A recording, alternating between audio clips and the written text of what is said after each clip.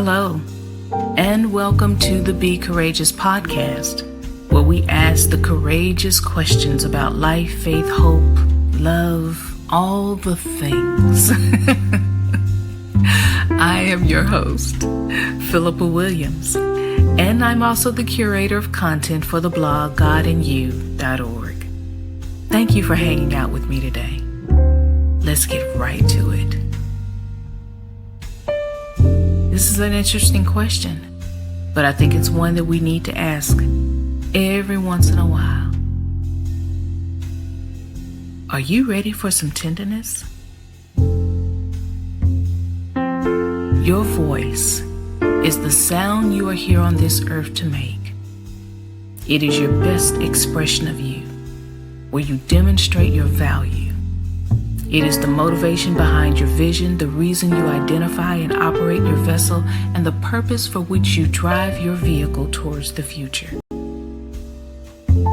This passage is from my nonprofit's curriculum for our single moms. Over time, it has easily become one of my favorite to teach because it explores the importance of understanding and developing one's place in the world. Finding and embracing your voice lays the foundation for how you are to relate to others. It's where you find your rhythm in the world, and where the world can embrace the music that is you. Let me remind you, as we remind the mothers that we serve, people don't miss noise, they miss music. And your music is your voice. Have you ever had to work with, live with, or deal with someone who felt more like noise than music? Always having plenty to say, with no purpose and no substance. Someone who expects you to eventually bend under the unyielding weight of their agenda.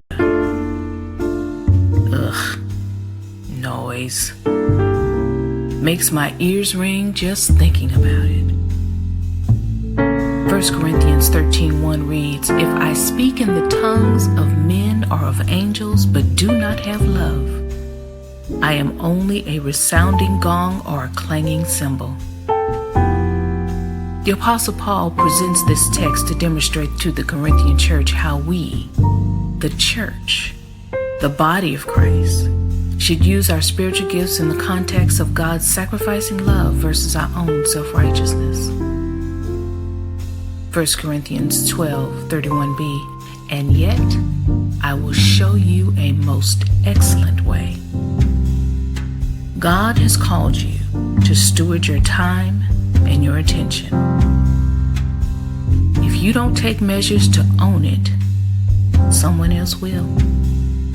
It is your responsibility to protect your purpose and your peace, to not allow someone else's behavior or disrespect to detract you from your pursuit of God's glory. So ask yourself 3 questions. Do the intentions of the people in my space look like love?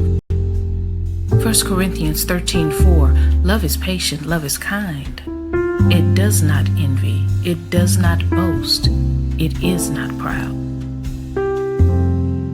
Is my time with them increasing or stunting my growth? 1 Corinthians 13:5, "It does not dishonor others. It is not self-seeking. It is not easily angered, and it keeps no records of wrongs." Are they inclined to operate in truth or in fiction? Do they have my back? Or are they just talking behind it? 1 Corinthians 13:6-7, "Love does not delight in evil, but rejoices with the truth. It always protects, always trusts, always hopes, always perseveres."